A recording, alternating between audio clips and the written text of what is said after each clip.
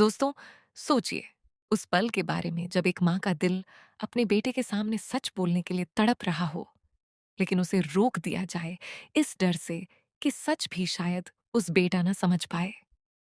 आज वसुधा की कहानी में एक ऐसा मोड़ आने वाला है जहां एक तरफ घर की मोहब्बत की दीवारें टूट रही हैं, दूसरी तरफ एक माँ का त्याग अपनी आंखों के सामने बिखार रहा है।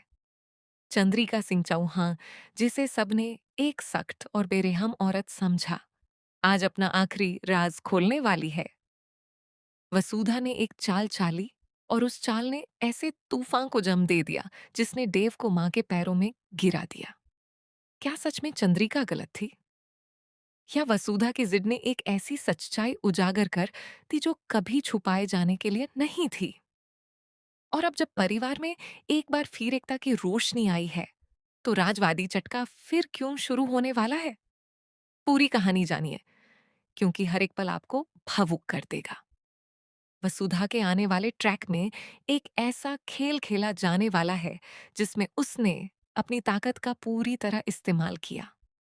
वसुधा अब अपनी बेतुकी चुप्पी तोड़ चुकी थी और उसने फैसला कर लिया था कि वो अब और नहीं रुकेगी।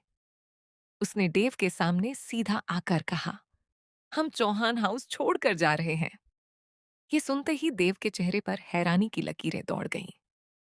चौहान हाउस सिर्फ एक इमारत नहीं, उसकी विरासत थी। उसकी मां चंद्रिका का सब कुछ था। वसुधा, जो अब तक हमेशा सब कुछ सह लेती थी, अचानक ऐसी बात क्यों कर रही थी? क्या वो सच में जाना चाहती थी, या ये सिर्फ एक चाल थी? जवाब जानने से पहले ही वसुधा ने देव का हाथ पकड़ा और उसे बाहर निकालने को कहा। देव हैरान था, लेकिन उसने वसुधा के चेहरे पर जो दृढ़ता देखी, उसका जवाब नहीं दे पाया। वसुधा जानती थी कि वो क्या कर रही है। लेकिन दोस्तों, क्या आपने सोचा कि आखिर वसुधा इतना बड़ा कदम उठाने क्यों जा रही थी? क्या वो सच में चौहान हाउस छोड़ना चाहती थी? बिल्कुल नहीं।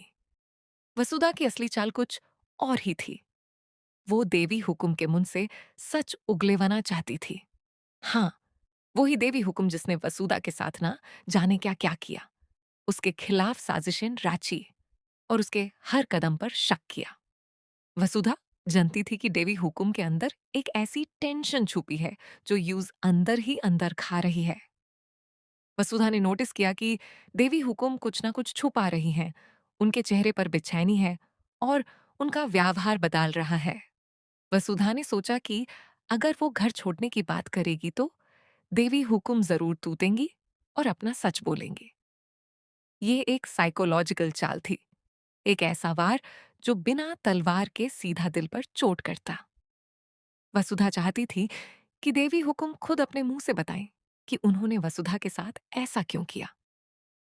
और इसी मकसद से वसुधा ने देव को लेकर घर छोड़ने का नाटक रचा।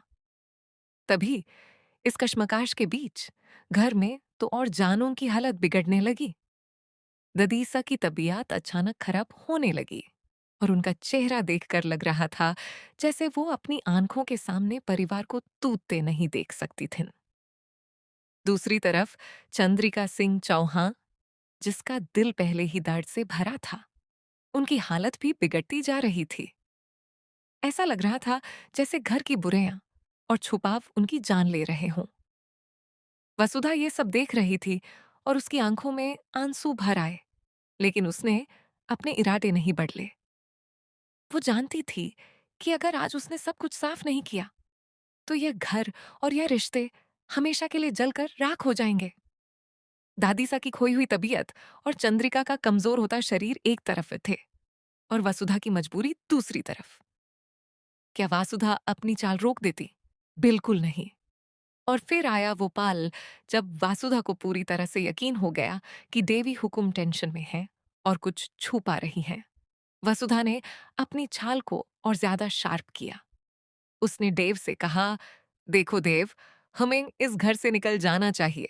यहाँ की हवा अब साफ नहीं रही। देव सकपका गया। उसके दिमाग में हजारों सवाल घूम रहे थे। वसुधा के इरादे क्या हैं? वो अचानक ऐसी क्यों कह रही है? देव को अपनी ही पत्नी पर शक होने लगा, क्योंकि वसुधा कभी ऐसी बातें नहीं करती थी। वो तो हमेशा रिश्ते जोड़ने वाली थी। तो आज ऐसा क्यों? देव का दिल टूट रहा था। उसकी आंखों में हर एक पल वसुधा की तस्वीर बदल रही थी। और यहाँ पर घर की दीवारों के पीछे चंद्रिका सिंह चौहान भी ये सब कुछ सुन रही थी। उनके होश उड़ गए। चंद्रिका ने जिस लड़की को अपना आदर्श माना था, जिसे वो एक सच्ची और इज्जतदार बहू समझती थी, वो आज उनके ही बेटे देव को घर से लेकर जा रही थी। चंद्रिका के चेहरे पर निराशा का सैलाब उमड़ आया। उनकी आंखें कह रही थीं, वसुधा, तूने ऐसा कैसे कर दिया? पर चंद्रिका के अंदर एक माँ भी थी, एक औरत भी थी जो सालों से अपना दर्द छुपाए बैठी थी। और आज उस दर्द का बंध टूटने वाला था। चंद्रिका ने फैसला कर लिया कि अब वो चुप नहीं रहेगी। अब वो सबके सामने वो सच बोलेगी जिसे छुपाते छुपाते उसकी सांसें डूबी जा रही थीं। पर क्या वो सच इतना बड़ा था कि चंद्रिका जैसे मजबूत औरत की आंखें भी भर आएं? और क्या वो सच सुनकर देव माफी मांगने पर मजबूर हो जाएगा? दोस्तों, वो लम्हा आ गया। चंद्रिका इस बार बोल उठेगी। उन्होंने अपने आंसू पोंछे और अपनी पूरी ताकत इकट्ठी की। वो सबके सामने अपनी बेटी बहू वसुधा और बेटे देव के बीच खड़ी हो गई और चीख कर बोली, मैंने जानती हूं तुम्हें लगता है मैं एक जालिम औरत हूं, लेकिन सच ये है कि मैं वसुधा को रोक रही थी किसी बहुत बड़ी मुश्किल से। मैं नहीं चाहती थी कि वसुधा किसी के चुंगल में फांसे, किसी के जाल में फांसे। बाहर हजारों दरिंदे बैठे हैं वसुधा को कच्चा चबाने के लिए। मैं चाहती थी कि वसुधा तैयार हो जाए इस दुनिया के लिए, इस समझ के लिए।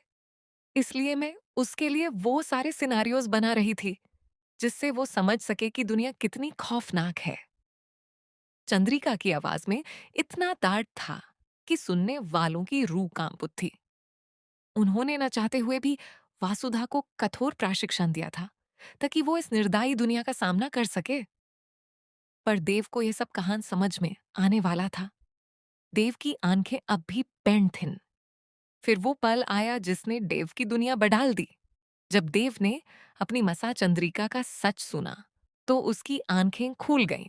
उसके अंदर एक भूकंप आ गया। उसने अपनी माँ को गलत समझा था, उन्हें बेकार औरत और जलती हुई सौतेली माँ माना था। देव ने सोचा था कि चंद्रिका वसुधा से जलती है, लेकिन आज पता चला कि माँ तो अपनी बहू को दुनिया की नजरों से बचाने की कोशिश कर रही थी। देव का दिल दर्द से भर आया। वो भागकर चंद्रिका के पैरों में गिर पड़ा, जैसे कोई भटका हुआ बच्चा अपनी माँ के आंचल में शरण ले। देव रो पड़े और बोले, मसा, मैंने एक बार फिर आपके इरादे जानने में नाकाम रहा। मुझे लगा आप एक बेकार औरत हैं, वसुधा से जलते हैं। लेकिन ऐसा कैसे हो सकता था? वसुधा मुझसे कहती रही कि ऐसा नहीं हो सकता कि चंद्रिका सिंह चौहान उससे चाले। पर मैंने सब नजरअंदाज कर दिया। आज वासुधा ही सही निकली और मैं हमेशा की तरह गलत निकला। मुझे माफ कर दीजिए, मासा। देव के आंसू सारे घर की बुराइयां धोने लगे। चंद्रिका ने अपने बेटे को उठाया और गले लगा लिया।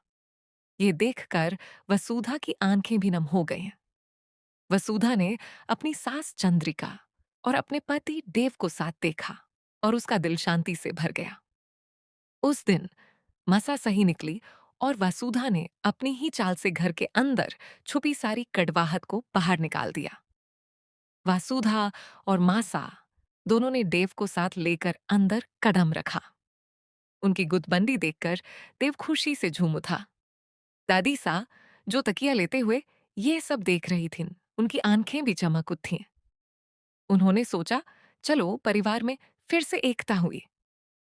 दिए जाल रहे थे, घर में फूलों की खुशबू थी और रिश्तों में फिर से प्यार की नदियां बह रही थीं।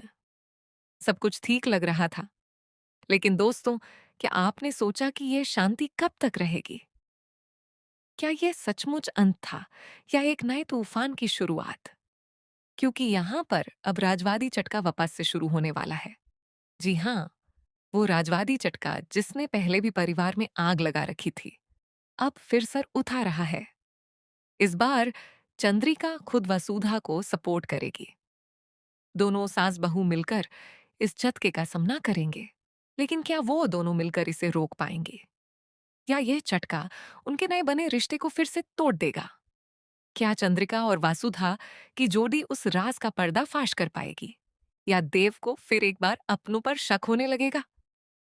जवाब आने वाले कल में छुपा है, लेकिन इतना जरूर है कि ये लड़ाई आसान नहीं होगी। देखते रहिए वसुधा, क्योंकि अभी तो असली खेल शुरू हुआ है और हर पल आपका दिल थमेगा।